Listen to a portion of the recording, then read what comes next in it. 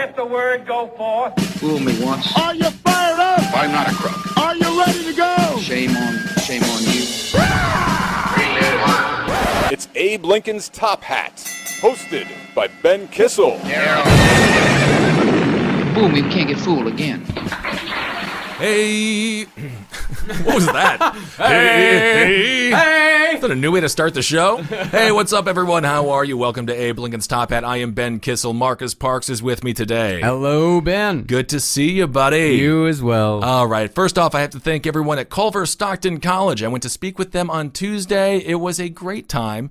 So thank you, Brian, for bringing me down there. A beautiful college, private place, private college. I think only 700 students or so. Wow. And I got 100 of them in that chapel.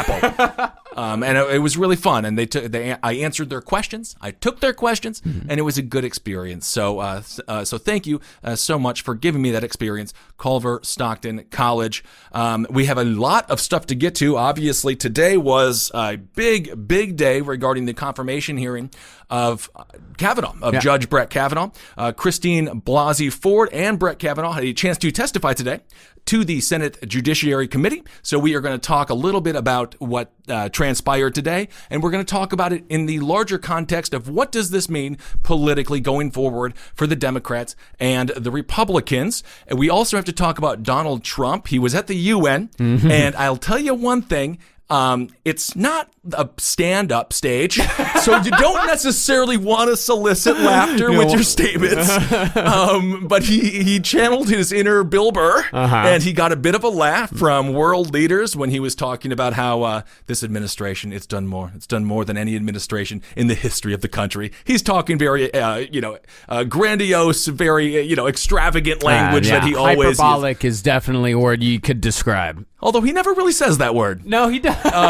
But so nonetheless, he got a little bit of laughter there. However, of course, the UN, they have paid more. The United Nations have started to pay more into the UN after, of course, Donald Trump asked them to. However, this is a little caveat to that. The head of the UN, they have been pushing for this for quite a while. It just sort of coincides with Donald Trump. But of course, he is the president, so he will reap the reward of them paying closer to 2.5% of their GDP. Nonetheless, Donald Trump utters this line, and they laugh at him, and he rolled with it relatively well, I guess. Wasn't expecting that. And then they got an even bigger laugh. Honestly, man, Benjamin Netanyahu didn't even get a laugh when he brought the cartoon bomb drawing. Everyone's like, now this is pretty serious stuff here. He's got a cartoon bomb drawing. We better be focused on that. I mean, I thought that was pretty hilarious. So it's not easy to get a chuckle from world leaders. No, not at all. Not at all, but somehow he manages to get the entire country laughed at. You know what? We're laughing again. Yeah, aren't we laughing right now? Oh my God. Yeah. Oh, that is an inaccurate thing to say as far as what we are doing as a nation. Certainly, we are crying in many ways. I'm also going to talk about Deputy Attorney General Rod Rosenstein. Now, this whole week for Rod Rosenstein it's been a roller coaster ride, to say the least. I'm on Neil Cavuto's show. I believe it was Monday. And initially, what we heard was Rod Rosenstein. Now, for those that don't know, Mr. Rosenstein is basically overseeing the Mueller investigation. There are a lot of theories floating around out there that Donald Trump will fire him. I think it's safe to say that Donald Trump wants to fire him. This plays into the narrative that, of course, Donald Trump wants to impede on the Mueller investigation. So I don't believe that Donald Trump will fire him. But then again, I have no idea.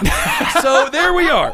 When it comes to that, let's talk about Rod Rosenstein real quick. Get this story out of the way, because as far as this week goes, it's a relatively tiny story, although in many other weeks, it might be slightly larger. And certainly, if you listen to conservative talk radio, it's the biggest story since the Hindenburg. On Monday, this was a huge story. It was huge. I remember news alerts, all kinds of shit. Rod Rosenstein going to the White House to speak with the president. Will he get fired? Won't he get fired? And then now, and it was supposed to be that he was going to have the meeting today. Yes. On Thursday. And until you mentioned it, I had completely forgotten that this story existed. Yes, of course, the Kavanaugh-Ford hearing taking precedent today and obviously getting much more media attention, and rightfully so. When it comes to Monday, as I said earlier, I was on national television. Initially, I woke up in the morning, they said Rod Rosenstein is going to resign, and my thought was, what a gift to Donald Trump if he resigns. That's exactly what the outcome is that Donald Trump would like to see. And Donald Trump wouldn't have to pay the political price of firing him. Which, of course, again, goes into that narrative that he's trying to halt the Mueller investigation. I'm on national television. Next thing you know, Donald Trump is going to fire him. Next thing you know, Rosenstein isn't going to the White House. Next thing you know, he's going to the White House for a meeting that has nothing to do with him being fired nor resigning. So I equated the day when it came to news as when the Lost Boys were eating in the movie Hook, and they just had to fantasize that there was food there, and naturally, of course, there wasn't any. So 24-hour news media, it's an interesting situation because when there's no there and they're like, something's happening, and you're like, nothing's happening, and we just talked for 15 minutes about nothing. So thank you. I'm happy to waste all your time. So why is Rosenstein, what's the reason behind now all of this sort of added pressure or the new reinvigorated pressure to have him step away from his position? Evidently, last year, he was speaking in a closed-door meeting with Lisa Page. Of course, if you know anything about anything right now, Lisa Page and Peter Strzok, the love story that tried to end the Trump presidency. They texted a lot together. Yeah. You mean the coworkers that were fucking? Yes. Those two FBI officials. And Andrew McCabe. Of course, Andrew McCabe was then acting director of the FBI. So apparently they were in a meeting together, which of course is not being disputed. Rosenstein is speaking with McCabe, and they're talking about Donald Trump. Rosenstein says something about the 25th Amendment, invoking the 25th Amendment, which is, of course, ousting the president because they can't do their job any longer. Usually reserved for situations where the president's mental capacity has gone way down. I will say he's at the same capacity as when he got in. Yeah. So, to be fair. Yeah, still at angry grandpa level. He's still there. Yeah, he's yeah, still yeah. there. It's not like he went in like Winston Churchill and is now, slowly going down. Yeah. And of course, Ronald Reagan, towards the later years of his presidency, it was really quietly whispered about, but there is a large consensus that he did have Alzheimer's towards the end. Yeah. Which is kind of a scary thought that this man is the leader of the free world suffering from a brain condition that obviously is not a condition that we would want to have within the mind of the president of the United States. But nonetheless, so he's in this meeting with Andrew McCabe, Lisa Page, and he's talking about the 25th Amendment, and then they're joking around, and he says something like, what do you want me to do? Wear a wire? Go bust him? Try to get him on the 25th Amendment? From all accounts, this was a sarcastic comment. From all accounts, behind the scenes at Fox News, even the conservatives agree that it was a sarcastic comment. Neil Cavuto said it's a sarcastic comment. They all believe it. Of course, when you watch Sean Hannity, you would think this was the most serious statement since Moses read the Ten Commandments. Yeah. I mean, you would think that this was definitive facts that the deep state wants to dethrone Donald Trump. In all actuality, human beings having a conversation, and this was sarcasm, which is something that human beings use on a regular basis. Mm-hmm. So that is why Rosenstein's name was kind of thrown all around again this week. Definitive proof that they have a deep state agenda to oust the president. Again, I just want to really hammer that home. It was a joke. Why do I say that? Because you don't need to wear a wire to get anything on Donald Trump. This is what I said on national television, Marcus. It's really funny. All right. Just give him the number to Fox and Friends. Because he literally, the one thing about... Hey, why don't you just give him the number to Fox and Friends? I got a couple of oohs when I said that. But seriously. You're right. You're very right. Out of all the presidents, out of all the people who are president, the one thing you can say about Donald Trump is, or you can't say about Donald Trump is he holds the cards close to his chest. He's a horrible poker player. Those cards are facing out. So I don't think that you would need a wire to get Donald Trump to say something foul, profane, unpresidential. He does it all himself via his Twitter feed on a regular basis. So that is why Rosenstein, the whole speculation, will he quit? Will he be fired? All this kind of stuff. Again, was supposed to meet with Donald Trump this past Thursday. It did not happen, and this saga will continue going forward. Great red meat for the Republican base. In reality, I don't think that Donald Trump will fire him, as I said earlier, but who the heck knows? It's Donald Trump. And without a doubt, I would say at this point, with November just right around the corner, only a couple of weeks out, I don't think the Mueller investigation wraps up before that. It'll be sometime after. who knows what they find? Obviously, we got all the way up to Michael Cohen. The next biggest person is most likely Donald Trump. You got Manafort, you got Cohen. So who knows how far it goes? It probably just wraps up. The overall consensus from the intelligence community, from my understanding, is it'll wrap up with sort of a gray thing where we have the indictments. Those were handed down. You got the Russians in there. We got, we got Papadopoulos, yada, yada, yada. You all know who's been indicted and things like that. And who knows if it will reach Donald Trump. But nonetheless, so that's why, if you were wondering, why are you hearing so much about Rod Rosenstein? That's why you're hearing about it. And it's not the biggest issue. No. To say the least, again, because he's not part of some big... He doesn't like Donald Trump, that is for sure. But I don't believe that he's going to oust him with the 25th Amendment. No. All right, so let's get briefly here to the UN as well. Donald Trump, he was speaking to the UN this past week, and as I said earlier, he kind of got laughed at there when talking about how his administration is the greatest administration in the history of the country, and he did continue on with his America First rhetoric. He continued on talking about foreign policy. He continued on talking about how, the U.S. is done caving in when it comes to China, when it comes to basically mostly China and the EU, when it comes to tariffs, when it comes to trade. Donald Trump still hitting that hard. Once again, the tariffs, who knows? History has shown us they simply don't work, and Xi Jinping is going to be president for life in China. So I think that he can wait out Donald Trump's presidency, whether it be 2 more years or 6 more years, or if you are super far left, 6 more hours or 6 more days, whatever. We all seem to be aging like the president, except for the president, which is a very interesting turnabout. Well, he gets a lot more sleep than we do. He does. He does. I think it's all the diet. He also gets to watch a lot more TV than we do. He loves that television. So that's what happened with the UN this week. Donald Trump still talking about Kim Jong-un in North Korea. North Korea, of course, engaging with Donald Trump. That still is going in the positive direction, or at least according to the rhetoric coming from the White House. We'll see if Xi Jinping can convince, or President Moon out of South Korea can also convince Kim Jong-un to give up the nuclear program. I don't think it's going to happen because, quite frankly, that is their huge bargaining chip. If they give that away, as I've said in the past, look what happened to Gaddafi. You kind of need the big gun if you want to have a conversation with the biggest military in the world, which is, of course, the United States. So that was his speech to the UN, and it was a little bit, it was contentious at times, but I think at this point the world leaders are... It didn't feel like last year where they were like, what the heck is going on? Like, who is this guy? They were still sort of feeling him out. I think they know him now quite well. And it felt like a room of people making the jerk-off motion. Yeah, they might be. They might be. That's what it kind of felt like. We're like, yeah, whatever. Well, okay. And of course, when it comes to Russia and the United Nations, Theresa May, of course, the leader over there in the UK, there was a poisoning.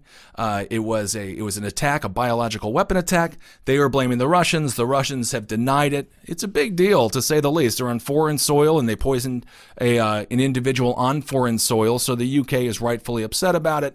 Donald Trump also talking about Iran and the nuclear deal and all the upheaval going on in Iran. Right now, they are extremely weak, as we've talked about in the past. Iran is still going through an uprising in the rural areas and the urban areas as well. They're kind of both groups of individuals, economic and when it comes to religion, both non-religious and super religious people. They all agree that this regime is taking their money, and they're not getting anything for it. And of course, the regime is, because of sanctions, in dire straits. So Yes. We'll see how long Iran is going to be able to do what they're doing in the Middle East, and who fills the power vacuum if they go away. The Russians, who the heck knows, because it doesn't seem, at least under Donald Trump's foreign policy, that the U.S. is going to be filling a power vacuum in that region of the Mideast anytime soon. Yeah. All right, so let's get to the hearings today. Christine Blasey Ford testified first, followed by Brett Kavanaugh.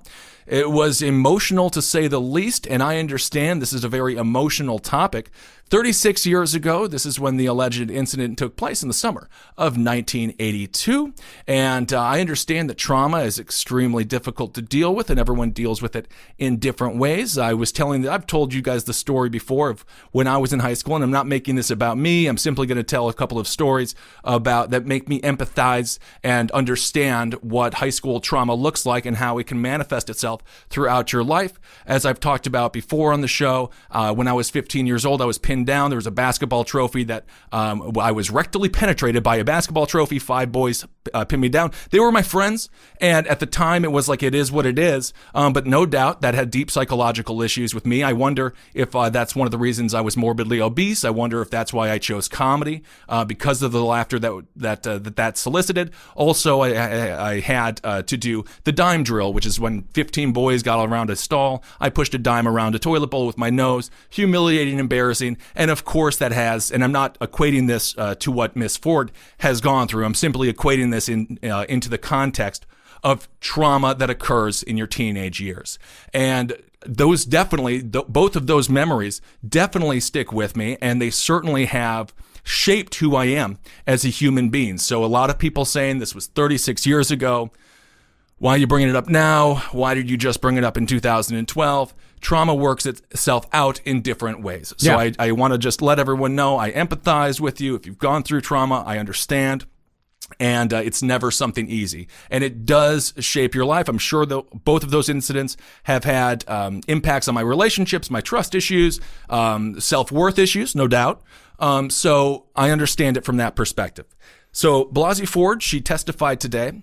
The Democrats, obviously much more lenient on her, much more. They were that was their guest. Mm-hmm. So Cory Booker, for example, brought her coffee, but for some reason I just found that to be a little bit patronizing. That was my personal take on it. Yeah, a little bit. But. So she testified. It was an emotional testimony. She attempted to fill in as many blanks as possible, and it was again extremely difficult to watch her testimony. She was extremely believable, and again, it was just uncomfortable and sad to see what was happening in front of the nation. Extremely sad, to say the least. So following her testimony, she talked about being in a room. She said she went upstairs. She was going to the bathroom. This was a house party with roughly 5 or 6 people. She said she was going to the bathroom. She was pushed into a bedroom by Mark Judge and Brett Kavanaugh. This is where the assault occurred. Okay, so we have also there was a woman in that room that is a friend of Miss Ford, Leland Kaiser. So that was her testimony. She was grilled not by the Senate Republicans. The Senate Republicans, they were there. However, they chose to use a surrogate, Rachel Mitchell. She's out of Arizona. She's a sex crimes prosecutor. She also interviewed Miss Ford. Obviously, more difficult line of questioning than many of the Democrats. And as I talked about in the last episode, we don't have to go through all of the events that occurred that night or allegedly occurred that night. It was a lot of the things that we had previously heard. Again, Miss Ford came across as trustworthy, and certainly it appears as if she has gone through trauma. Yes. Hey guys, this episode of Top Hat is brought to you by Quip. I'm sure you do a bunch of stuff every day to be healthy, getting your steps in, taking your vitamins, but what about your teeth? So many people neglect to brush their teeth correctly or for long enough. That's why Quip is here to help you brush better.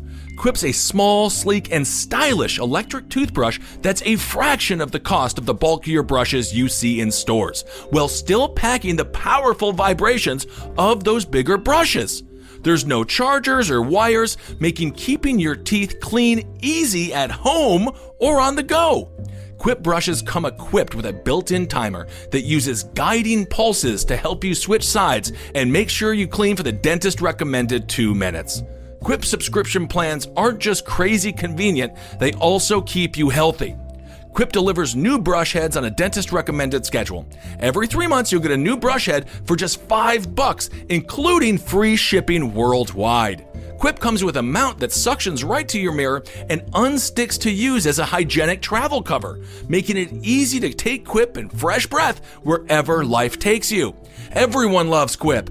Quip was on Oprah's O List, named one of Time's best inventions, and is the first subscription electric toothbrush accepted by the American Dental Association. Plus, they're backed by a network of over 20,000 dentists and hygienists and over hundreds of thousands of happy brushers, including me. Use Quip every day. Not sold yet? Quip is designed to last and is covered for the life of your plan, and you can return it for up to 30 days if it's not love at first brush. Quip starts at just $25, and if you go to getquip.com/tophat right now, you'll get your first refill pack free with a Quip electric toothbrush. That's your first refill pack free at getquip.com/tophat, spelled GETQUIP.com/tophat. So let's cut now to Brett Kavanaugh. He spoke. This was the second time he spoke about this in 10 days. He gave an interview with Fox News with his wife there. His opening monologue, also extremely impassioned, extremely difficult to watch, and extremely emotional. This was just a very emotional day all around. I will say this, when it comes to Judge Kavanaugh, he did make it political. Yes. Obviously, this is a super political process. It's not supposed to be. But you know what? There's a lot of things that aren't as they're supposed to be. This is supposed to be sort of a bipartisan scenario, but it was not the case, certainly in the mind of Brett Kavanaugh. So he yelled at some Democrats for their rhetoric, talking about how he's the definition of evil and anyone who supports him is evil. And then he went through an account that was far different than Miss Ford's. He kept a journal because his father kept a journal, so he began doing a journal a long time ago, a couple of years before this incident allegedly occurred. The three women that were the one woman and the two men that were in the room allegedly with Miss Ford, they wrote under oath that they were not there. And then we also have a situation where he talked about, just sort of who he was as a person and gave a little background into his life. This is just one of those really difficult situations that it's a lose-lose for the country. It's a lose-lose for Miss Ford and Kavanaugh. Both of their lives are going to be altered forever.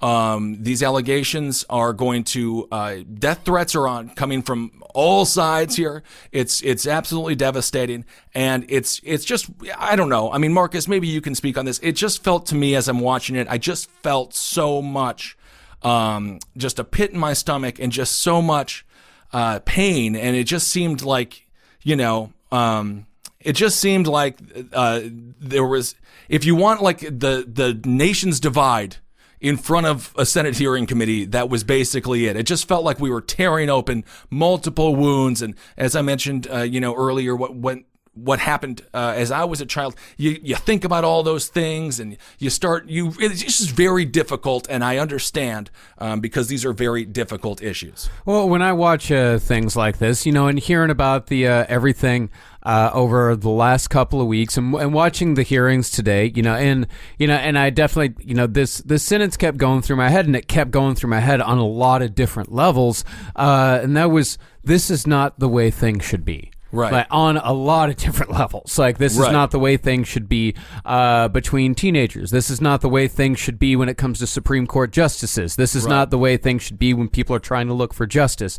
Just in general, this is not the way things should be. Right. And you twist yourself up when you're watching these things. You twist yourself up in all kinds of emotions, and you end up right back where you started. You just feel worse. Right. Because this is not the way things should be, and you have no clue how to fix it. And I do have a little bit of anger when it comes to, both sides, obviously. But when it comes to the Democrats holding on to this information for so many, multiple weeks, this should have been talked about during the 31 hours of Justice Kavanaugh being under oath, the initial 4 days, also during one of the FBI background checks. This man has held high office in this country, federal office, for quite a while. It should have been figured out. And it just really, it's just sad to me that they waited until after they dropped this thing, this bombshell on past 2 Sundays ago now. Well, why weren't we talking about this? And then the FBI there is time for an FBI investigation. It took them 2 days with Anita Hill. So that's not an excuse when it comes to it would take too long, something like that. They could. However, if you actually look at what the FBI does, they would just come out and they would just share with the Senate Hearing Committee, basically what the Senate Hearing Committee was already listening to, which was the testimony of Ford, the testimony of Kavanaugh.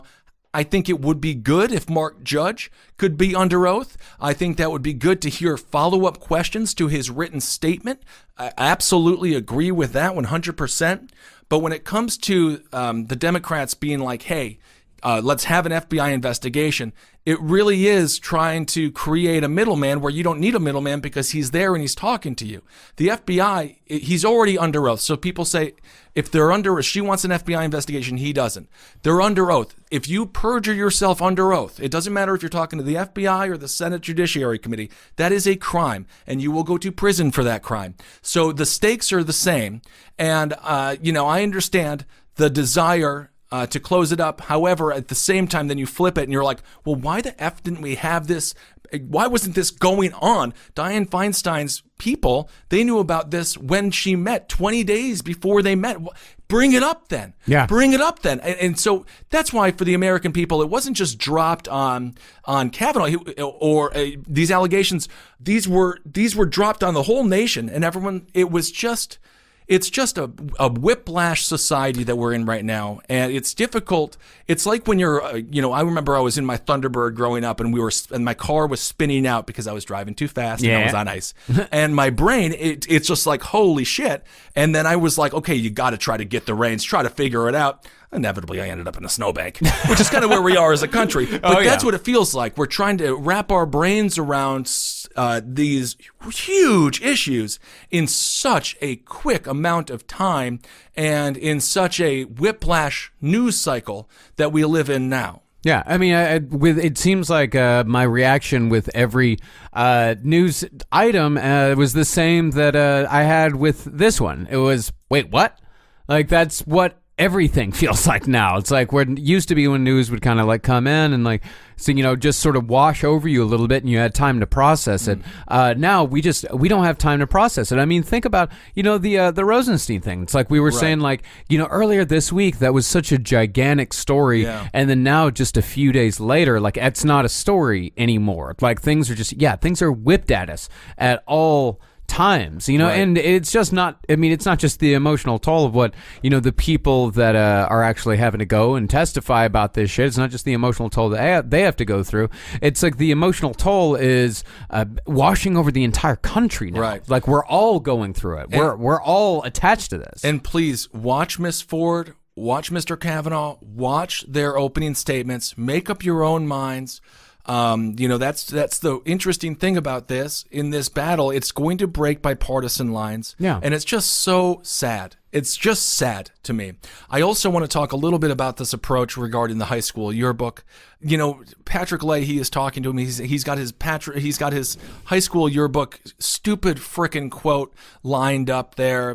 This is the time, as Judge Kavanaugh did mention. This is Animal House, Fast Times at Fast Times at Ridgemont High. Yeah. Caddyshack, these kinds of movies. That was sort of the humor of the time. And these are children, and it's tough because you're looking at adults. And I just went to speak at this college, and I'm not maligning the college whatsoever. Culver Stockton, thank you for having me. But I haven't been around 18-year-olds in a very long time. It's different. And I was like, because I never feel 37. Yeah. I just don't feel it really, even though everyone considers me to be old and stuff. But I was just kind of stunned. I was like, oh, that's right, those are kids. They're kids, yeah. And some were getting scolded for being on their phones, by the dean that was there. And I was like, man, it's so weird. To be in the presence of juvenile behavior like that. Yeah. And of course, I'm not saying we don't do any juvenile behavior, I just found that to be a little bit like, okay, it's a yearbook. It's stupid.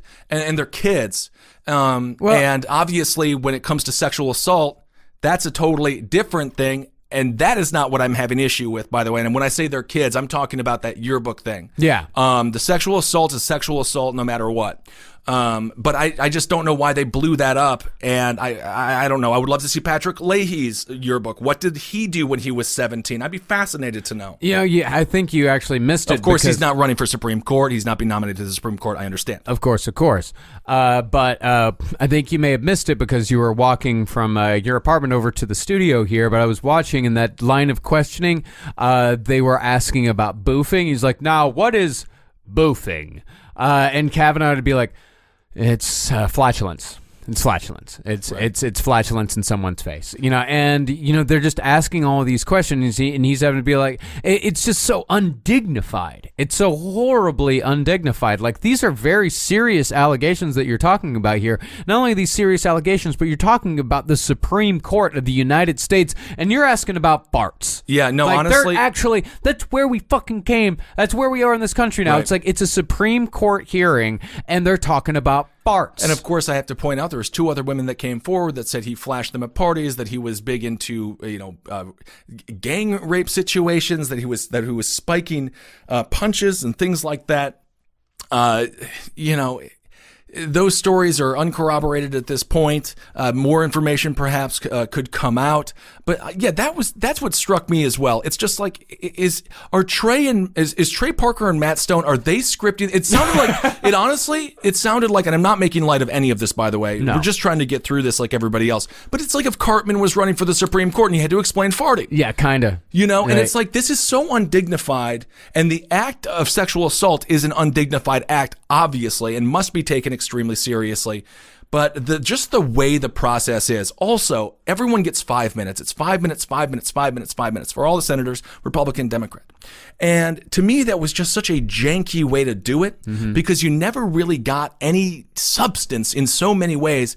And it pisses me off to no end when you see both sides. Lindsey Graham just did it. Cory Booker did it. When they just get out there and it's just, you can tell they're making campaign ads right in front of our eyes. Yeah, they're making campaign ads, or they're just making fools of themselves. They're making fools of themselves and their party, and they're making fools of this entire country. And it's just pathetic. So anyway, let's break that down. And again, I am not, you all are creative, intelligent, loving people. You make your own minds up. None of us are senators that have to vote on this. It is just it's a sad day for this country. And that's just, I'm sure some people will not like the conversation, but I don't know what to do because it's just sad, and it kind of breaks my heart because this could have been something that we should have known about. And if we knew about it, you know what? He wouldn't have been nominated in the first place, perhaps. And this is something to do. There is no denying this. You can't deny the orange elephant in the room. I'm not talking about Garfield, who is a cat. I am talking about Donald Trump. You cannot ignore the visceral hatred towards Donald Trump, and I understand. This man is a person who brags about assaulting women with Billy Bush, grab him by the pussy, all this shit, all this kind of crap that he spews out on a regular basis. And Donald Trump is there, and you can't get to him. So this is a way of getting some of the let out, of getting some of the, steam out and your anger and your rage. And I get that wholeheartedly. And that's why November 8th, I hope it manifests itself at the polls. Yes. Which is where it needs to. Yes. That's where all of us, the people that, me and Ben, they're talking right now, and everybody that is listening at home, the polls are the only thing that matters to you. As far as change goes, as far as what you can actually change, the polls are what matters. Turning out. So let's talk about politics here. And again, if you want to know more, go back and listen to the last episode. I think I broke it down fairly. Some people thought I was too conservative. Some people thought I was too liberal. So I felt like I did a good job. So let's talk about just politically. Yeah. So November is rolling right around the corner, as I just said. And the Democrats, really, they have to turn out here because there's 10 Senate seats that Democrats hold right now. Obviously, 1/3 of the Senate is elected every 2 years. So we have 1/3 of the Senate that's up for re-election. There are 10 senators Democratic senators that are in Trump states. So if the Democratic Party is going to flip the Senate, they not only need to sweep that, they also need to pick up a few in more Republican-leaning states. Very difficult to do. The House, slightly more reasonable, as we talked about with Connor Lamb and PA 18 and things like that. So the goal here for the Democrats is to get turnout to the polls. And the Supreme Court and women's rights and, Roe v. Wade and just a culture is being voted on right now. Yes. And that's what the Democrats are counting on to get people to the poll. When it comes to Kavanaugh, if this confirmation hearing, and I believe they're going to vote on Saturday, perhaps you're listening to it after the vote. I don't know the future. I have no idea what's going to happen. If he is not nominated to the Supreme Court and they have to choose somebody else, there won't be enough time before the midterms. So we will be going into the midterms with 8 Supreme Court justices. There are some significant cases that the Supreme Court is going to be ruling on. And if it ends in a tie, I mean, it's just not the way the system is supposed to work, because then it just kicks back down to the lower court's decision. So it's possible. And for the Republicans, if you're a Republican, you think you've just been given now another thing to galvanize support, because now the Supreme Court is back in the minds of Republicans. So they can say, well, we didn't get the court. We didn't get the court. What happened to Kavanaugh was wrong. I'm channeling what you would hear from Republicans. I was on Curtis and Rita's show today, and all of their callers, I mean, they were very, very much in favor of Kavanaugh, and those are people. I don't know who these people. I don't know where they call from. Upstate. Whenever you're on, but when you do radio, you're like, where are these people? Like, but of course you do see that they're from upstate and Bensonhurst. You know where they are. Yes, you do see a different world, of course, when you get out of New York, and in many ways, it's a beautiful place, and I love the country and I love the people. They're very sweet, in many aspects. But if the Supreme Court is still up for grabs, I think it galvanizes both sides. And you just wonder if the Republicans are out there. Those people, man. So I was just, again, as I was talking about at Culver Stockton College, hanging out in Quincy, Illinois, big time Trump country. I had a great time speaking with a bartender at a bowling alley who hated Trump. And I was like, yeah, you can say whatever you want to say. And she's like, it's just really nice because you can't say anything around here. I'm like, feel free to vent. And she did. When I talk about visceral hatred for Donald Trump, I see it. And she did. Shit, dude, you got to drink in a bowling alley? Yeah, bro, it was pretty cool. It was pretty cool. Not gonna lie. But the way that she talked about Trump, I'm like, yes, I get that. And they hate. And he got elected. This guy is like horrible. Yeah. And when you look at Trump, you see the person who abused you. Yeah. So I get that. But my God, the passion. It cannot be understated. No, they're still on fire. Usually at a point like this, as we saw in 2010 or even 2002, 2006. I mean, it's like a little bit more dissipated. It's a little bit more like, well, whatever. He's kind of a president. He messed up a little bit. Yeah, we don't like him as much. But it just seems like they're so intense, and because now we're living in this culture, in this world where we live in I was asked by a question by a student about hyperpartisanship and why we're so playing to the 15% on the left, 15% on the right, and it's because of redistricting, it's because of gerrymandering. We're seeing it manifest itself, and now we have a situation where this president talked to 35% of this country and never even he doesn't give a crap. He probably doesn't like, I think it's safe to say he doesn't like the other 55%, or what is it? He doesn't like the other 65%. So, but they also feel like they are just following the leader. So the amount of passion that they have is something that I have never really seen before. I've never seen a movement presidency like this. I don't remember people who supported Obama. I voted for him twice. I just don't recall screaming at people, being like, Obama, like just randomly. Marcus, you were just upstate, and you said that somebody just came up to you. I was walking, me and Carolina, we were upstate at Lake George for a nice little lake vacation, a little bit of time on a boat, a little bit of time hiking up in the mountains, getting lost, and ended up having to, hike about 10 miles or so. But we're out. You almost died, by the way. Carolina tells a much different story. She says, without me, Marcus would have died. Apparently you laid on a rock and said, just leave me here? I swear to God, that's what she said. No, she is... exaggerating quite a bit. Okay. She's exaggerating a lot, but I will also say I understand why more women survive the Donner Party tragedy than men. I can say I understand that now. Okay. But we were up there in town, and we're out, having a good time, going from bar to bar. We're going from King Neptune's over to Duffy's. Of course, you got to. It's bar hopping. Yeah, bar hopping, and we're walking, and I don't know what it is. I guess maybe it's our appearance that I guess we just look liberal. I don't even know what that means though, because you're a Texan. Yeah. Were you wearing a shirt that was like I don't know. Like I guess we just look like we were from the city. Maybe we just we look like we were from Brooklyn. I will say that not hipster, but still like, oh, those people probably live in the city. Okay, all right. But we're walking, and this group of 3 people are coming the other way, and we're meeting them, and this one girl, probably, I don't know, 25, maybe even younger, she just looks at us and goes, "Donald Trump!"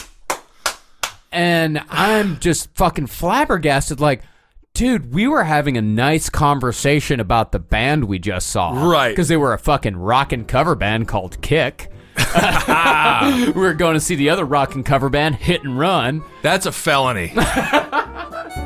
Hey there, Ben Kissel for software advice. I'll tell you, the first thing you learn when you start a podcast network is how often things can go wrong. From microphones breaking, to stuff getting lost in the mail, to websites going down, sometimes we need a little help. That's why we have a network of folks to call when we've got a real head-scratcher of a problem. When it comes to getting advice on what software to use, we've got our go-to people, Software Advice. When it comes to picking the right software for your business, Software Advice has done all the research for you. Their team of advisors can point you in the right direction so you can start working more effectively right away. And it's absolutely free. Just go to softwareadvice.com/Abe and answer a few short questions about your business. You'll be connected with an advisor to discuss the best software options for your needs. Talking to an advisor takes just 10 minutes or less. Whether you're a construction manager, a medical professional, an HR pro, you name it, Software Advice will save you time and help you make a more informed decision. And if you're an entrepreneur like me or you work solo, Software Advice is a great way to get an expert opinion, even without the resources of a big company. These experts are ready to be your on-call go-team to help you figure out business software in minutes for free. Why wouldn't you start here? End the software struggle today. Go to softwareadvice.com/Abe to get started. That's softwareadvice.com/ABE to connect with an advisor for free. Softwareadvice.com/Abe. Oh, we were having a great night, having a great time. And then this woman, and that's right as we were walking by a store called Dilly Gaff. Ooh. Which what the hell does that mean? Does it look like I give a fuck?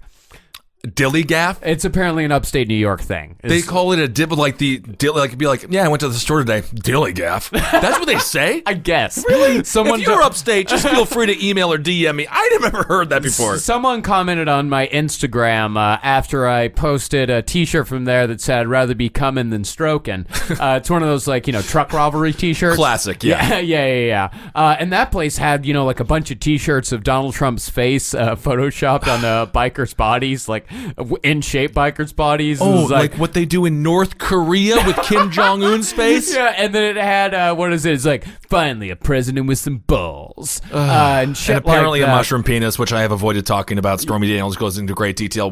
Read the blurb if you want to hear about it. It was not fun. Personally, I don't want to know anything about it. Well, we have to now. We have to. So that's what we do now.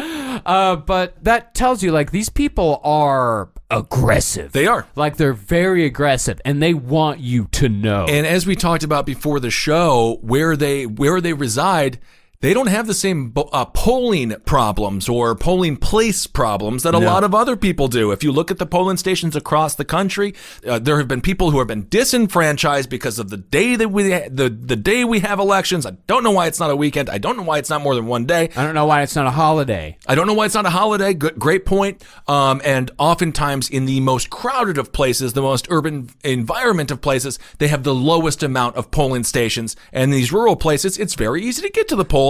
You have more time and you have more of them available. Yeah, and speaking to the point that you made earlier, as far as like how this might galvanize the base one way or another, is the Democrats say if Kavanaugh doesn't get confirmed, the Democrats can say come out to the polls, and if we come out to the polls, then we can get a Supreme Court nominee that we actually want, Sure, or at least someone that's more reasonable. Absolutely. But the Republicans can say like, okay, well we didn't get Kavanaugh, so if we don't stay in power, then the Democrats are going to choose somebody. But here's the problem, is that Republicans vote. Democrats don't.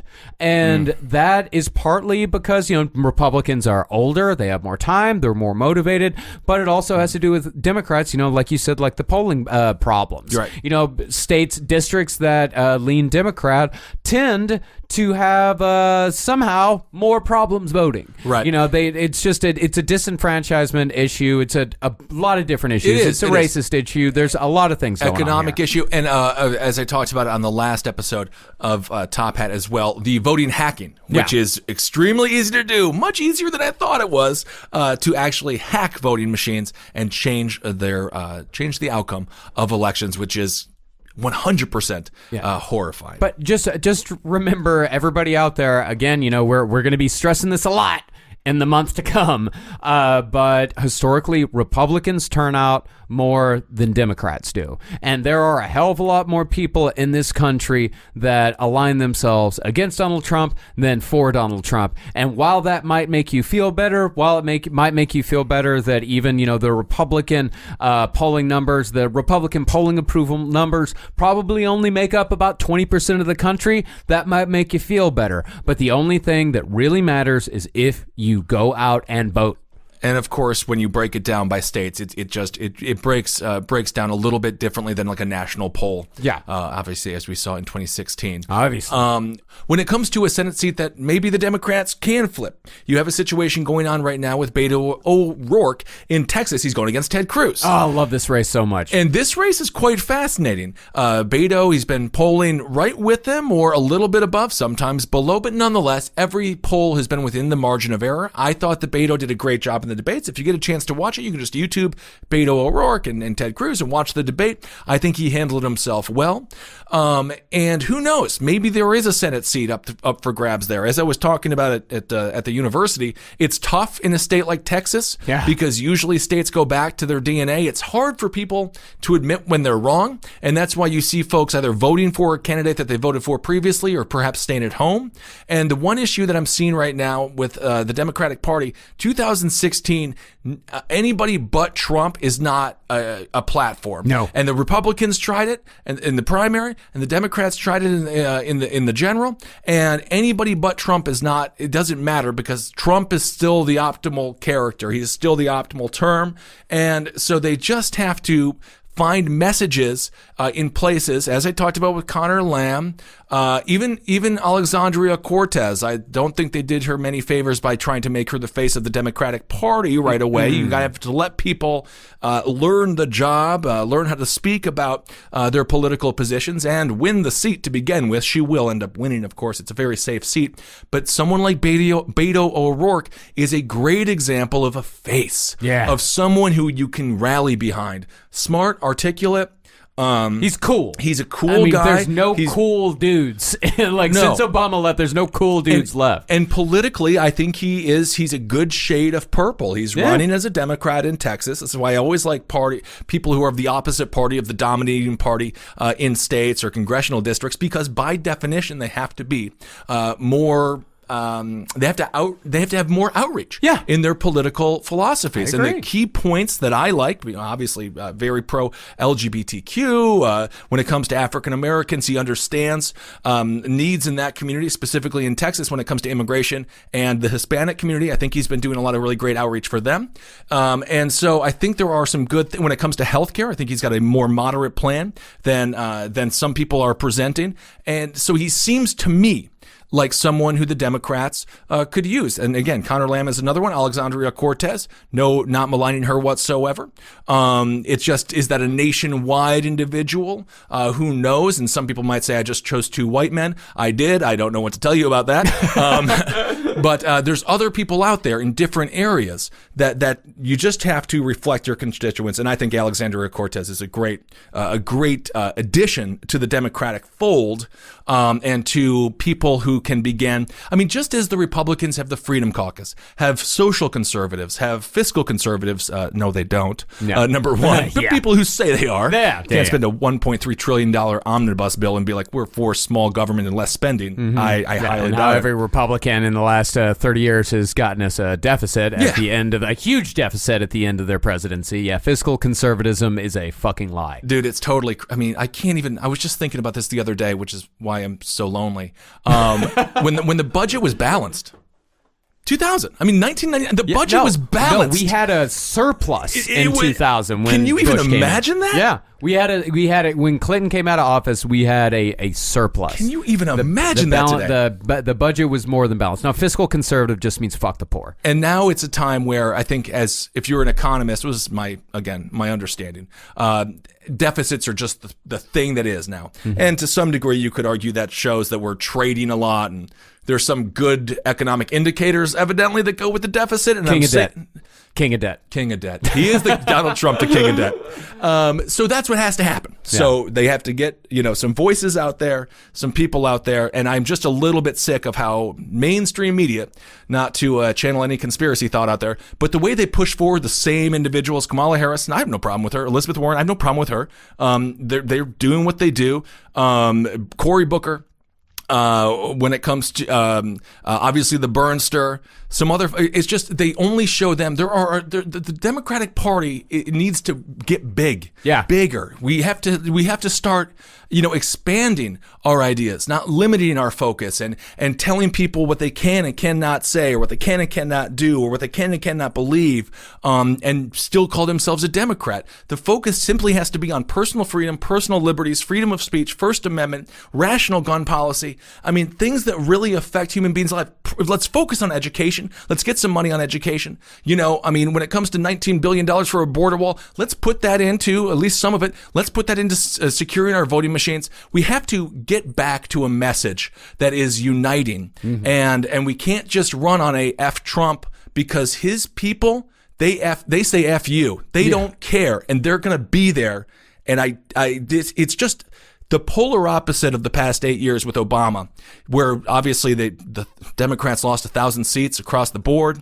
It's just devastating. Obama wasn't able to get anyone out to the polls in midterms, and we'll see if Donald Trump can. And certainly he's lost a lot, but then he also picks up some solely because some people are seeing what the Democratic Party is doing, and they're not happy either. So again, it's just unfortunate that we are living in these hyper-partisan times, and I really, really hope, I pray to the Lord, that the Democrats can figure this out so we can get some checks and balances. I said that on Cavuto's show, and they said, no, we don't want checks and balances, because this is exactly what the Republicans want. Yeah. Obviously. They want the Senate, they want the House, and they want to have full control.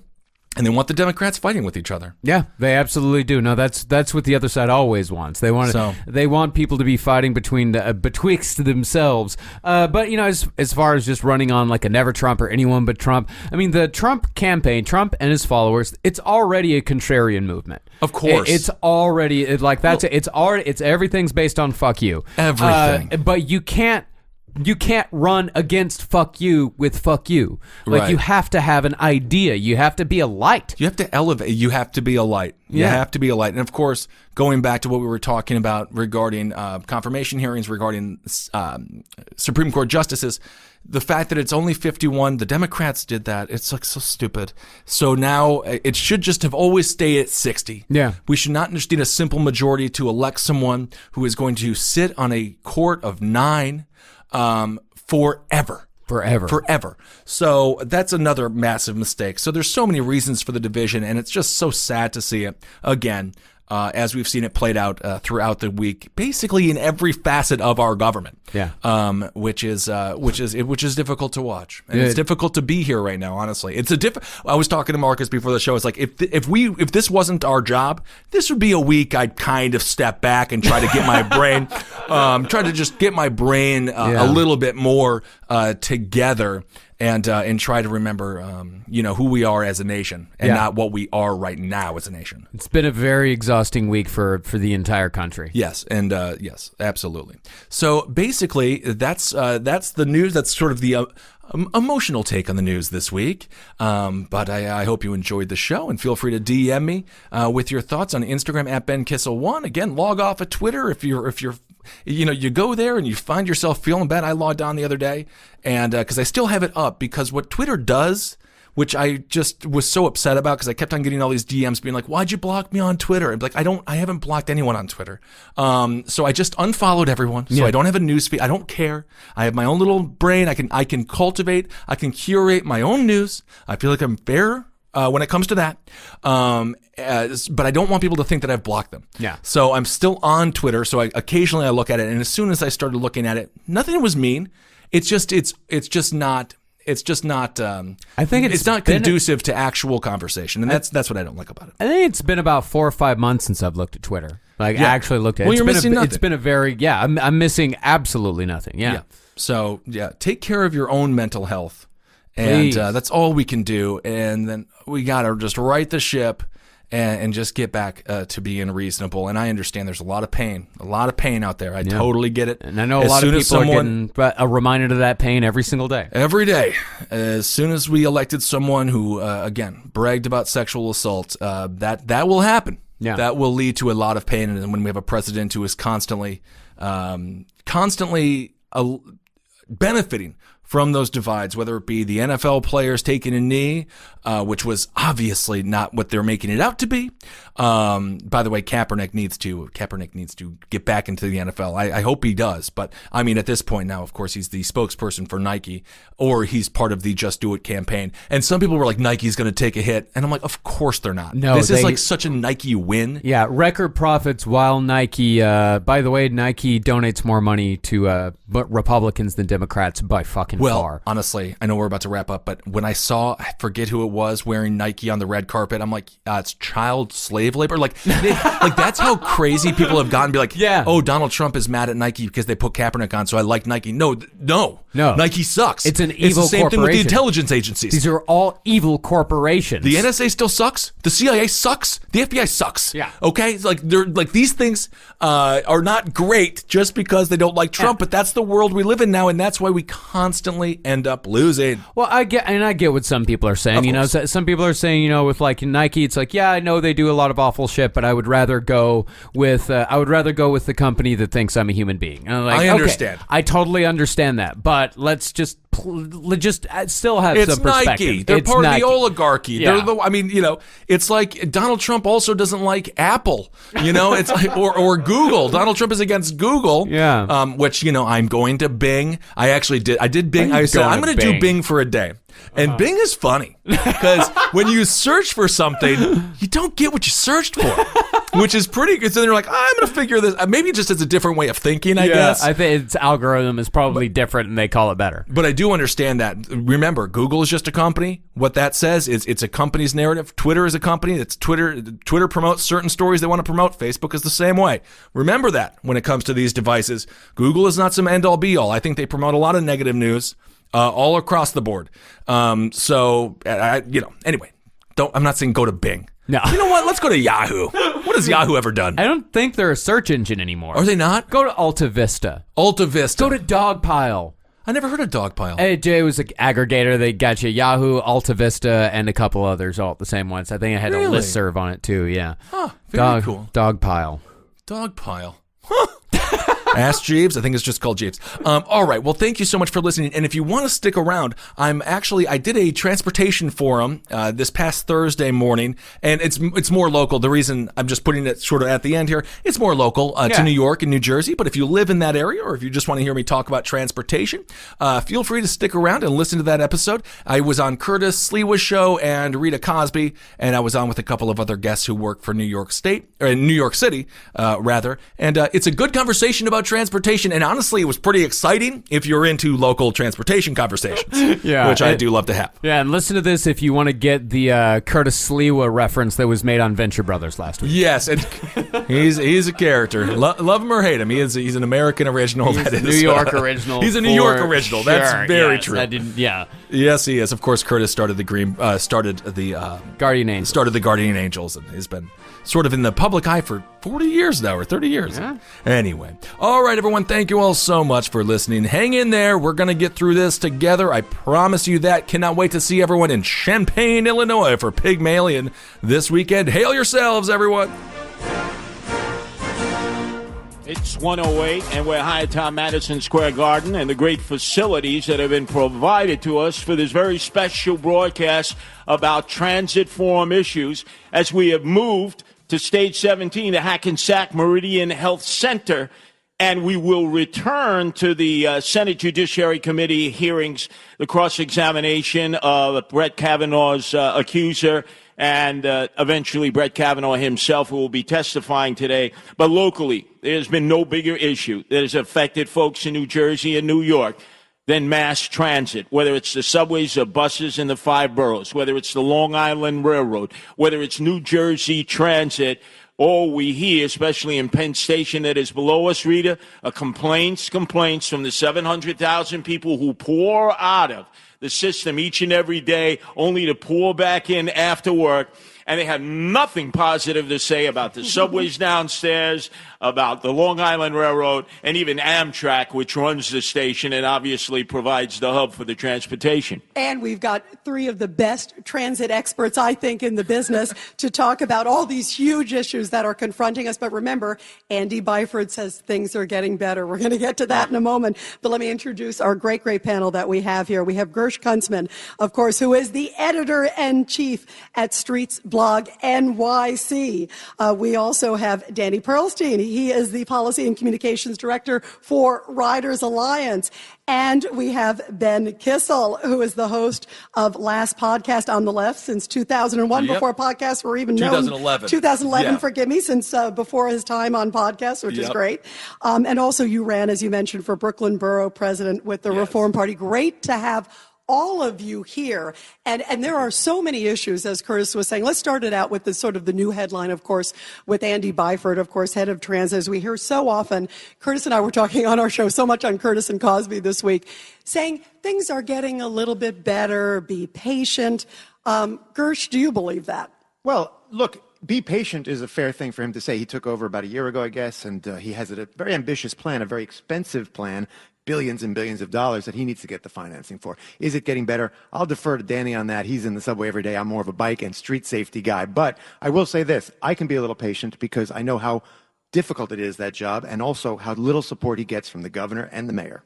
Danny, by the way, very quickly, though, Gersh, he had a press conference just yesterday in which he said the driving issue for him yesterday was to clean up the pigeon poop in the subway. Well, it's not a small issue. I know, but that does not inspire a lot of confidence. It does inspire what we used to call the broken windows theory, which is you do have to look at the small things, too. So there is some hope there. It's better that he pays attention to it than ignores it. Oh, yeah. Pigeon poop. Okay. Look, come on, pigeon poop. Curtis and I, when we put out, remember, we put out to callers. We had so many callers who were like, wait a minute, crime. We've been doing about the slashing. Danny, you are on the subways every day. Yep. Give us a break. Come on, pigeon poop. Well, I mean, I think the logic behind the pigeon poop, and Andy Byford said this is something we've also heard from state legislators, is they want to see that the transit authority is capable of having measurable results. And so, as Gersh said, riders are willing to be patient for the big ticket items, the restoration of reliability, the increase in capacity, accessibility for all New Yorkers on the subway.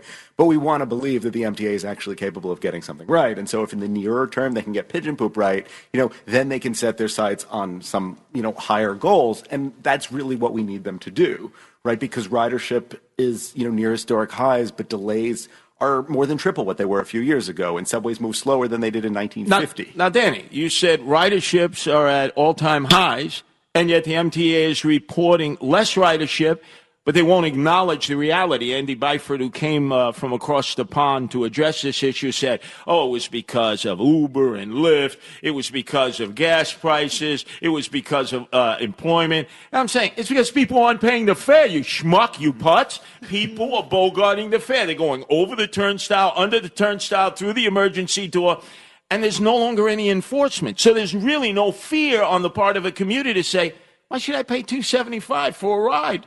I can just walk in like everyone else. It sounds like another Curtis Lewa gut reaction. I'm not sure you have statistics to back that up. The real challenge to the subway is declining ridership because the service is so bad. And that we can all acknowledge. Now, Byford wanted to push it off on Uber or Lyft, and some of the ridership probably is going to those sometimes more convenient forms of transportation. But I don't think it's because people are jumping the fare willy-nilly. There is enforcement of that, and if you know it as a former guardian angel what the cops do to people of color when they jump the fare. No more. Arrested. But you see, that's the point. No more. There's no enforcement. I don't think the that's Brooklyn as DA and the Manhattan DA have said, look, we are not going to prosecute fare jumpers. So what I've seen when I'm standing at the turnstiles is not just the young teenagers who always used to take chances, but grown men and grown women, sometimes coming from work, who just go right through. They don't pay and the cops who say, well, it's no point in writing them up. It's not going to be prosecuted. I'm not going to earn any stripes in this collar.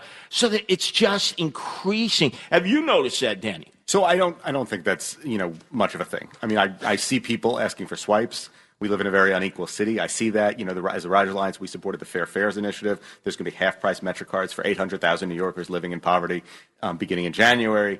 And so we're looking forward to that. But I don't think fare beating is a big thing. What I think is that ridership is down a little bit, largely because of how much work the MTA has to do on the weekends and how difficult it is to get around the city on the weekends. But the fact is, most of New York's several million daily subway riders are stuck. We have to ride the subway every day. And that's why we look to our elected officials. You have to fund transit. You have to fix the subway. You don't have a choice. We don't have a choice. We're stuck. The question is, what do you do with the funding? Because right now they're taking that money and what it seems to me is throwing it in the trash because we haven't seen any improved service whatsoever. I focused on the L train when I was running for Brooklyn Borough President. Obviously, living in Williamsburg, that's a very significant line. The L-pocalypse. The L-pocalypse, right, as we called it, which newspapers have currently taken and not credited me for, or Curtis for, because he's the one who initially came up with that wonderful term. But the L train specifically, it's going to cost $16 million.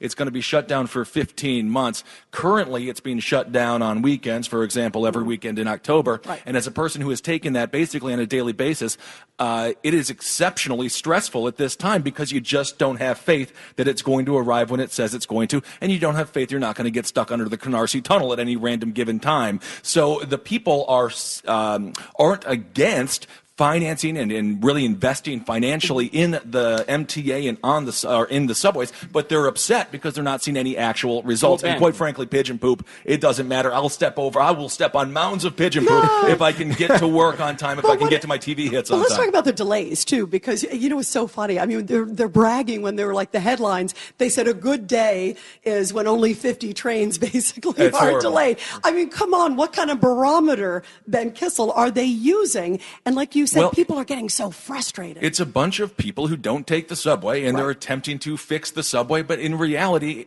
they don't care because they don't understand. For example, I was going to do Neil Cavuto's show this past weekend. It's on Fox Business, and I gave myself a solid hour. I'm sweating on the train because the L train is delayed. The F train, I mean, my goodness gracious, this thing, it's after midnight. It does not run whatsoever. Right. And during the day, it's atrocious. It's worse than a pumpkin carriage. And so it causes, and this is a true phenomenon, real stress. And it's a stress. It's an undue stress. It's an unneeded stress. And it's solely because the MTA is incompetent and the people who are in charge of it don't ride the dang thing. Let me ask you, because you sort of represent a lot of millennials and hipsters who have flooded into northern Brooklyn and taken over and caused an economic revival of the area. A lot of investment, a lot of people who've sunk everything they have. No L train service, and I notice already people are vacating. They're already saying, I'm out of here. So Williamsburg, the Bedford, Lorimer stop, Graham stop, Grand, you're seeing a real real fleeing from those areas. And of course, those areas, the rents are astronomically high. They are beginning to go down a little bit, but the businesses, they haven't been given a break on how much taxes they have to pay. They haven't been given a break on how much rent they have to pay. Those are still old school statistics, old school metrics. metrics of like how many folks live in this area. But what we are seeing, so we're beginning to see a small decline in rent in Williamsburg. But where is that bubble going? Bushwick. It's just going up. They're just pushing it up because that's where the young people are going. And oftentimes these young people might have a little bit more cash, maybe their parents, or perhaps they come from it. It is what it is. But so we're seeing a massive economic decline in those areas, but the market has been super slow to move. Well, Danny, Andy Byford has said he's going to go and ask de Blasio and the city for money. De Blasio said, we've already been raped. We've already been ripped off by the state and Cuomo, who took our money and spent it for other uses. I'm not giving a nickel, dime, a penny for service improvements. So how is Andy Byford going to convince de Blasio to give money when no one has been able to move him before? Well, it's not Andy Byford's job to do that. Andy Byford's job is to run the subway and to fix the subway, and he's put out a plan to do it. But it's Governor Cuomo's job and the state legislature in Albany, their job to fund the subway. We know it's going to cost tens of billions of dollars to modernize the subway so that it's reliable. And that's the kind of money that only the state can raise. Right? The city is merely a creature of the state. Everything the city does is follow state laws backwards and forwards. That's what the city has to do. The state, as a sovereign, can raise new revenue, can create new sources of revenue. And as riders, what we're looking for is congestion pricing, because that can raise $1.5 billion a year. The state has to do it, but it can raise $1.5 billion a year. It goes a long way toward paying for the modernization of the subway, and that's something where the state has to act. We are looking squarely at Albany, squarely at Governor Cuomo. So and the legislature. let's talk, though, because it's an election year. It's so funny because now it seems like Governor Cuomo's had this epiphany of really focusing on transit. Way too little, way too late. I'm going to do something I don't usually do, nor do I like to do. I will defend Governor Cuomo just slightly. What? He did realize Cuomo. King Cuomo the second, the son of Mario Facciapuruta Cuomo, King Cuomo the first, man? That's exactly how I was going to say it. Let's all try to repeat that, right? I have to deal with this every day. I'm like, what did he say? But Cuomo did offer to pay 50% of the MTA. He offered to pay 50% if the city would chip in 50% to fix the MTA. De Blasio turned that down because de Blasio doesn't want to bear any of the blame for the struggling trains. He doesn't want to bear any responsibility because, as we've talked about before, he wants to run for president. I think that's pretty obvious. And so he doesn't want his hands dirty whatsoever. Well, so like in Abbott Cuomo's and Costello, defense, they're both like pointing yes, at each exactly. other, like who's on first. And the people in the middle are the ones who are, getting the bullet in the head. There's another Abbott and Costello act, though, which is the politicians know that the MTA with the riders has this reputation of being not doing very well. They're a money pit, if you will. So the politicians don't feel this pressure to give more money to it. So that's why they're stalling on congestion pricing, because they hear from their constituents, well, I don't want to pay a toll that you're going to give to the subway that's going to be wasted. Now, if Byford can show some initial support and show some initial success, then there would be more of a constituency for the politicians to get off their ass and actually provide the money. That's exactly right. I mean, I don't think that it's the mayor's 50% to split, because the mayor has no control over the subway. The history of the subway system in 110 years has been a gradual shift to the state's control, because only the state can afford something like the subway. The subway is simply too expensive for the city. The city's role is as a service provider: police, fire, sanitation, education. It's a big payroll. The city has a massive payroll. I don't know if you want to ask, some of the representatives of those folks whether they want the city giving $10 billion, a blank check over to Governor Cuomo to spend on the subway that he controls. But you mentioned all this money that's needed. Everyone acknowledges. And Jersey's also saying through Governor Murphy, we're in the hole. We need billions of dollars to fix our infrastructure. New Jersey transit is abysmal. But that means you have to be nice to President Trump because he holds the purse strings. All of these guys loathe, hate, despise Trump. They would crucify him tomorrow if they can. They go out of their way to attack him. How are they going to try to get any federal funds if they spend all of their political capital attacking him? It depends on the president's ego. Look, the president has shown a reluctance to fund mass transit projects all over the country that are already approved. Obviously, there's no reason to curry favor with him. He's not going to fund mass transit because he doesn't care about those voters. They're in urban areas, and those voters have traditionally shown they don't like him. They haven't voted for him. So I'm not going to curry favor with President Trump. You should make this proposal. The Canarsie Tunnel has nothing to do with Canarsie.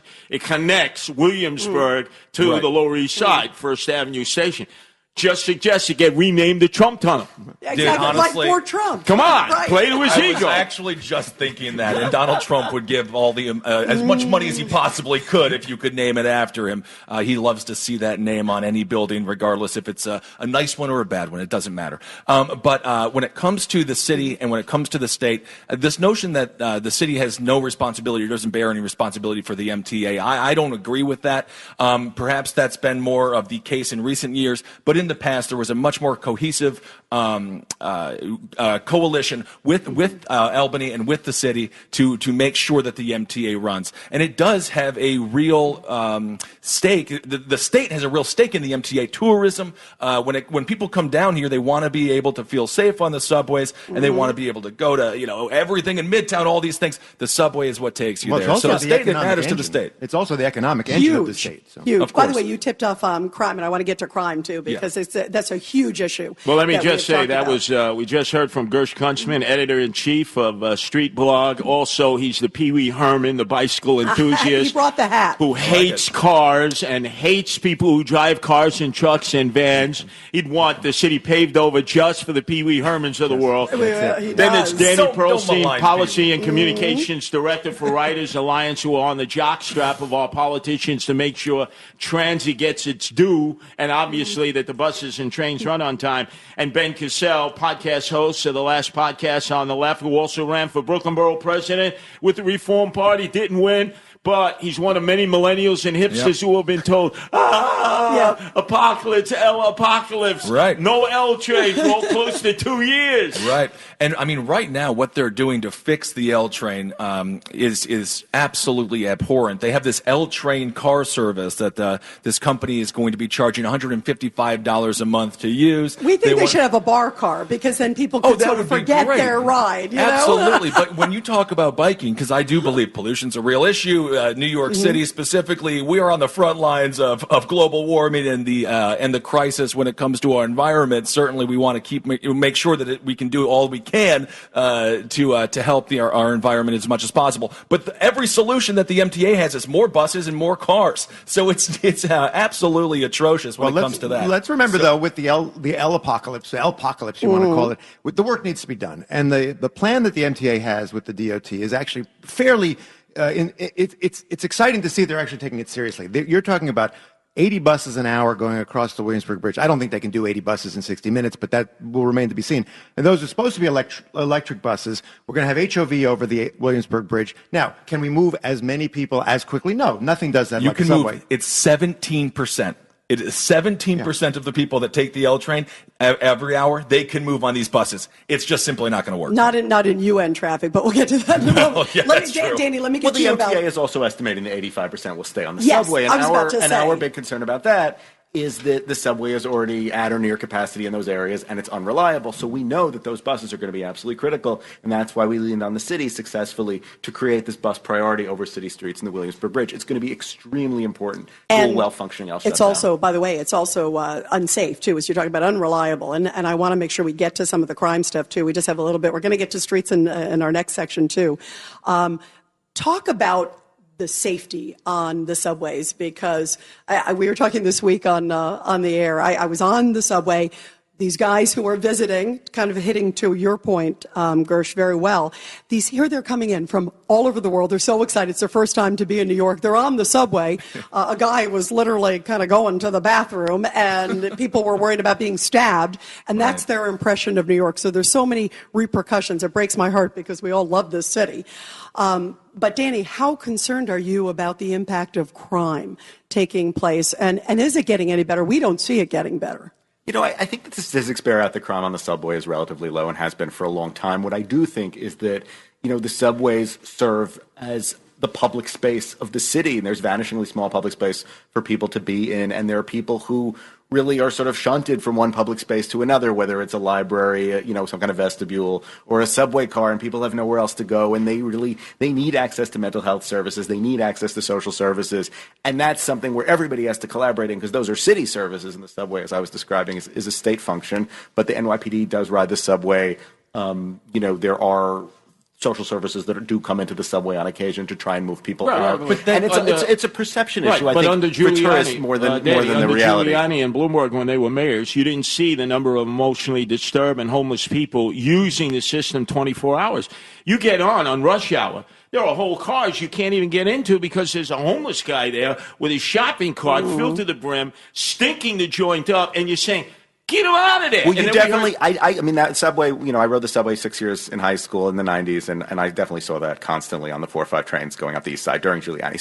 So I think that this has been with us for a long time. Is it worse? That is probably worse. That's not crime, though. I would say that's a human tragedy. I understand, but if people are paying good money and they want another fare, they want to increase the fare, not only on the subways, but the Long Island Railroad, what gall, what gumption when they're not doing anything about the homeless situation or the mentally disturbed. And then you hear Governor Cuomo in his recent debate with Cynthia Nixon say, they have a constitutional right to be there. No, they don't. They don't have a constitutional right. How did they get into the system? Who paid the fare? It's $2.75.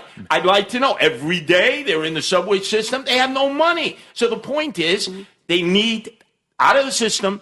Get them the mental health care they need. Get them a psychiatric evaluation. The last place they should be is in a subway station or on buses, causing all kinds of grief to people who are trying to get to and from work and home. No, I think that's right. It's a difficult thing, and it's something where people slip through the cracks, and there's a lot of agencies that need to act together to fix it. Yeah, and that's what we're seeing. That's when it comes to de Blasio, and that's the hypocrisy that I despise so much. When this man tells us he's a liberal and tells us that he's pro-environment and pro-mental health facilities for people in need, but in reality he shut down mental health clinics, and his solution was to put them in these very wealthy hotels in Midtown where they can't afford any of the food around. He didn't put them in the right location whatsoever. It was a huge waste of money, and that kind of hypocrisy, I think, is what has the people of New York so aggravated, and that's why his approval ratings are so low. Now, the person in charge of the MTA is the governor, Governor Cuomo. You never know that when you talk to him. He vacillates.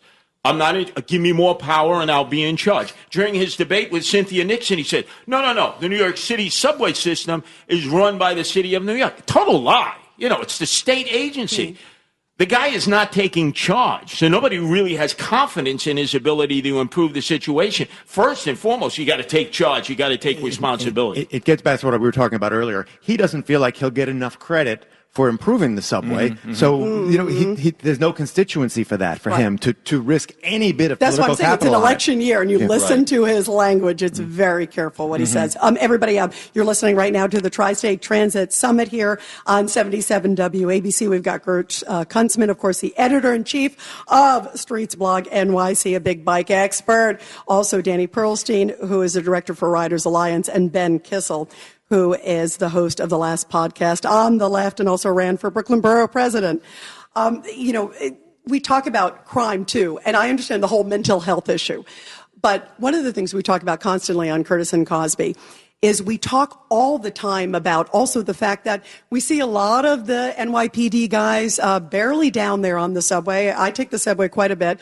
I don't see them that often. As a woman, it's a lot of issues that I feel like the women on there, you kind of go, okay, good, okay, I made it through another ride on the subway. I mean, you also see the MTA workers are sort of sitting in their little glass booths, barely moving. Why is that? Why have they not, even if some of it is just a perception issue, as you were saying, why are they not trying to fix the perception? My goodness. I think it is a priority of Andy Byford's, though, to get people out of the booth, to get them moving around the stations and sharing information with the riders. I think the real struggle is there's now just such a barrage of information that riders need to know. In the past, when ridership was lower, when population was lower, when there was less tourism, everyone just sort of rode their route and went home. Now, New Yorkers have scattered to the winds, right, because rents are rising. We move all over the city. We have to find our relatives and friends all over the city in new neighborhoods, on new subway lines all the time. We're constantly moving. And we have record tourism. So we have, 60 million people coming to the city every year trying to find their way to some obscure, restaurant or coffee shop they heard of, when they were on half a world away. And so there's so much more information about the subway, so many more directions, and so many service changes piled on top of that make it difficult to figure out at exactly what time can you get where, by what means, that I think when the people do come out of the booths, they're going to be inundated with really, really complicated requests for directions. What really bothers people is they'll see a work crew that's supposed to be down in the tracks, fixing the tracks, because all the traffic has been rerouted. And they're sitting on their big tuk-tuks, and they're sitting. And you say, where's the supervision? And then you find out the work is subcontracted to a company. So they're getting paid regardless. the MTA is not supervising. People see this. They're in an outrage. It's like they can't get their train. They can't get the C or the B, or they can't get the F train, or they can't get this train because it's being rerouted supposedly for track work. And they see track workers sitting up there. I mean, they're not even out of sight, out of mind. They sit out there. Then you have the maintenance workers who barely do any maintenance while the rats are running around and doing the Harlem Shuffle, you know, the newest dance craze, right on the platforms. They're taking garbage canisters out of the system. Whoever thought of that idea? I think they are putting them back. I think they admitted defeat on that one. That the MTA came up with the fact that if you take garbage cans out, you'll have less refuse. What a bunch of morons! Yeah, you know, look, I think that Come on now. Yeah, defend the morons, Danny Pearlstein. There are always inefficiencies, and you know, people see that and they're frustrated when they see people who are maybe on break or they're waiting for other work to finish up so they can get their work in there because the sequencing is very complicated. This is very high tech stuff, and it's stuff that, you know, safety for hundreds of thousands of people rely on. We want it done right. I think we can bear watching some people wait in order to work. But the question is, why are we waiting so long? I mean, I understand, and I do believe that there's good intent by the Andy Byfords and all these people, but it still goes back to, it's not like an epiphany that it got bad. You know, why did they not try to turn the corner sooner? Well, it's our politicians. You know, they spend a generation not properly funding the subway, and it's caught up with us in a very serious way. Well, we're going to flip the script from buses and trains up next to the thing that I hate, I loathe, I despise. Bicycle lanes with no bicyclists on it.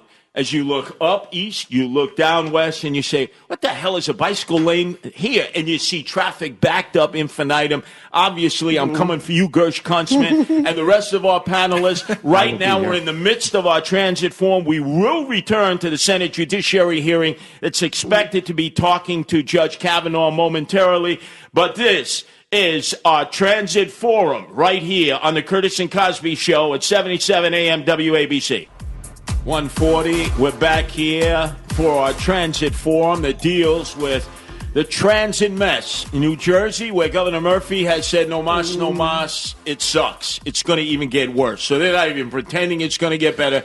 But recently we saw Andy Byford of the MTA running the subways and buses saying we've turned the corner on the same day that the Long Island Railroad, which had the worst on-time performance in its history in August, say we're turning the corner.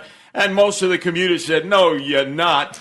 So we assembled a very prestigious group of know-it-alls here who actually use the transit system. And in the case of Gersh Kunstman, Pee Wee Herman's around on his bicycle. Yeah, now that I've gotten to see him, he's been on our show. This is the first time I sort of agree with you, but he is charming. Nonetheless, we have Gersh Kunstman, as you just heard. Which part did you agree with? The Pee Wee Herman? You ride the bike. Oh, okay. I do ride a bike. We'll get to the other in a moment. Curtis will defend me no matter what. All right, we have Gersh Kunstman with us here, as you just heard, editor-in-chief of Streets Blog NYC. We also have Danny Pearlstein with us, continuing here on our great Transit Summit. He is the director for Riders Alliance, the policy and communications director, and we love that. And also we have Ben Kissel, who since 2011 has been the host of the last podcast on the left. He also ran for Brooklyn Borough President for the Reform Party. So Gersh, we got to start with you, all right? Since you are in our crosshairs, all right? I'm going to put my helmet on. Yeah, you roll here. Yeah, you better, because we got incoming for you, baby. We got right now, there are a number of our listeners who are stuck in traffic. It's back-to-back, belly-to-belly, nut-to-butt. And they're looking at the bike lane right next to them, in which they're looking south, they're looking north, no bicycles, no traffic, and they say, what the hell is there a bike lane here for? Gersh, you can't believe that all these bike lanes are necessary that we see in the five boroughs. I think not only are they all necessary, we need more, and I'll tell you why. Don't think of it as a bike lane issue, Curtis. This is your problem. You always go to anecdotal and gut reactions. The fact is, the streets are getting safer in New York City as these bike lanes get installed. The statistics show they're safer for drivers, they're safer for pedestrians and cyclists. There are fewer and fewer accidents as a result of these bike lanes. Yeah, because nobody's moving. Traffic's not moving. Again, driving in a single-person car is one of the most selfish forms of transportation we have. It takes up the most room. It's the least efficient. What we need to do is create more lanes for mass transit. Danny will certainly defend me on this one. More lanes for dedicated mass transit so people would get out of their cars and there'd actually be less congestion. But here's the thing. right? You have more than 2 million New Yorkers every day are riding our buses. Meanwhile, they're getting slower and slower. They're averaging 6.7 miles an hour. We need bus lanes. Right, we have some bus lanes, but we need more, and we're pushing the mayor right now. We want to see 60 miles more bus lanes in the city if you have before a he dedicated leaves bus office. lane, which I agree you need, especially for the rush hours, AM and PM. That's great. And then you have the bicycle lanes. What's left for the cars, the trucks, the vans, the people who commercially move products, the plumbers, the carpenters who have to fix things? How are they going to get to and from their job sites, and where are they going to park? Well, those are really the forgotten people in all of this. The Amazon delivery driver, the UPS delivery driver. It just makes their lives more difficult, and a lot of these folks don't live here. They're coming through the city for the first time. It's a huge money grab for the city. Everything's a ticket now, and so there's a lot of money to be made with more bike lanes and more restrictions. Look, there are people within the Department of Transportation and the Department of Finance who work on this all the time. They talk about creating more loading zones, specific loading zones for the working man, the working woman. And the Department of Finance is now considering actually reducing or increasing the penalties to some of those Amazon trucks so that maybe they wouldn't double park. It's the double park. The key words were talking about. No, They're not doing it. Right. That's right. And why not financial incentives to businesses, particularly mid-level businesses, small mom-and-pop businesses, nighttime deliveries? We can all agree at night the streets are relatively quiet after 10 p.m. And the trucking companies say, but then the store that I'm delivering to needs to have an employee there at night. So that's a complicated issue. You give a financial break to the store, whether it's on the price of the lease, the tax, the commercial rent tax. This way, you don't have what I call clutter. Because let's face it, the trucks. Who's going to move a truck when they're double parked or triple parked because they're delivering beer? The coach has to knock back at his local brewski joint. Or you better love your brewski, right? You got to. From Wisconsin. They're rolling out the kegs. I think we can all agree. Ben is going to defend beer. I can hear it Of course, right now. I'm from Wisconsin. By law, I must. I think we can all agree that double parked cars are the problem. They are the cause of the vast majority of congestion in the city. A double parked car ruins all of the DOT street design plans and schemes. You put one illegally parked car, it ruins it. It doesn't ruin it. That's just reality. If you're an Uber driver, where are you supposed to stop? I mean, let's create loading zones for these people so they do not have to. Wait a minute. Where's the All room? you have to do is reduce this on-street car storage that you guys call parking, but that is basically private car storage in the public right-of-way. That is an insane idea if you want to move this city. Why do you get to put a 2,000-pound vehicle with all your belongings in the public right-of-way? I don't get it. How can you expect someone who's making, $15 an hour, tops, 3 kids, to go and get private parking? Hold on a second. Yeah, Hold on a second. that's Those people don't have cars. That Those is people don't have cars in the That's a city. myth. That's a total myth. It's a total myth. Some people have cars, but the vast majority of people want to ride the subway and they want to ride the buses. And if we make the buses and the subway better and better, there's even less of a need for a car. It always gets back to the politicians say we need to promote mass transit, and they don't fix mass transit, so it forces people to seek other alternative means. So unless they fix the subways and buses, it's really a dead-end argument. Well, they got to do them in tandem. I mean, that's the idea of congestion pricing, right? You take some of the cars off the road, the people who really don't need to drive, the unnecessary trips. The people who do need to drive can afford to pay, and we know they can afford to pay because it's not the but why should they be charged? Hold on, but it's not the people we're talking about. Yeah. It's the people, the households with cars in the city earn more than twice households without cars. And everybody, you're listening to our Tri-State Transit Summit here on 77 WABC. Curtis and Cosby. We're going to get back, of course, to the Kavanaugh hearings shortly. As we understand that Dr. Ford is still testifying. Kavanaugh himself is going to be coming up in a few minutes. And we are hearing from our great transit experts, Curtis and I here. We're hearing from Gersh Kunzman, of course, the editor-in-chief and the bike believer. I'm going to take my helmet off with now. Streets Blog New York City, of course, biked here, as you were saying, 25 minutes. Also, we have Danny Perlstein, who is the Policy and Communications Director for the Riders Alliance, and Ben Kissel, who is the host of the last podcast on the left. We just have a few minutes left, you guys, and I want to make sure we get to, you brought up Ubers, too, because that's also a really big issue here. We literally have about 3-4 minutes left. Ubers, taxis, this became such a huge headline in the last few, weeks particularly. Has it been solved just in the last 24 hours? I was reading that Uber is spending $10 million to try to solve the problems. Is it an Uber taxi issue? Is it a political issue?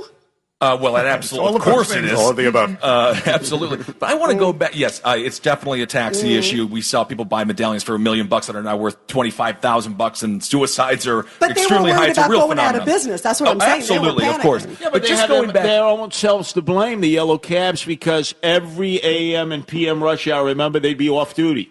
They opened up, and Uber and Lyft and other drivers filled the void. So tough noogies on the yellow cab drivers. That's right, what I say. I mean, technology trumped them. It is what it is. But the issue also, though, is the medallion. It was a failed system, but it also was its own form of congestion pricing, if you think about it, because you capped the number of medallions, and there wasn't Uber and Lyft when that system was running. Well, tell that to Michael Cohen. No, I'm not saying it's a good thing. I'm just saying that's where a lot of the congestion comes from. Tell that to Michael Cohen, Gersh. He invested a fortune in the medallions. We needed a way to get around to you guys, because it was at the point where, even though as someone who hails the cabs, I mean, I feel like every form of transportation in the city, and you're sitting there going, okay, well, where's the cab? Where's the this? Okay, well, so you turn to Uber. Right. You can't blame consumers all of us listening. I just want to go back to one point that is really kind of aggravating me. So you talk about people who have cars. They might earn twice as much as people who don't have cars, right? Why should they be punished for the amount of income that they have? And now all of a sudden, because now they have to purchase a private place to put their car, now they're making just as much money as the people who can't buy a car. It's not a punishment. It is a punishment. It's not a punishment because New York is what's not fair? They're getting a free ride right now. They're not getting a free ride. They get free rent for their car on the street. A truck driver making $90,000 a year. Was that a lot of money? Well, No, in Wisconsin, it's different from here. Still not a lot of money. Right in Wisconsin, it was more money, and in New York, he would have many more options of how to get around. That is just such a race to the bottom. We're just talking about what the curb is going to be priced at, and it needs to be priced at something. Right now, in retail areas, we price it with the meter. In residential areas, we don't price it at all. There has to be a price. I want to thank all of you guys too. Unfortunately, we got to wrap up. I want to tell you how fantastic it's been. Curtis and I could talk about this for hours with all of you, and we want to thank you all. Gersh Kuntzman, great to have you here, minus the helmet, holding the helmet there. I hate you, Gersh. I know. I'll try to split you guys up afterwards. Also, Danny Pearlstein, of course, with the Riders Alliance. Great to have you here. Hail yourselves, everyone. Thank you for listening. We'll talk to you soon.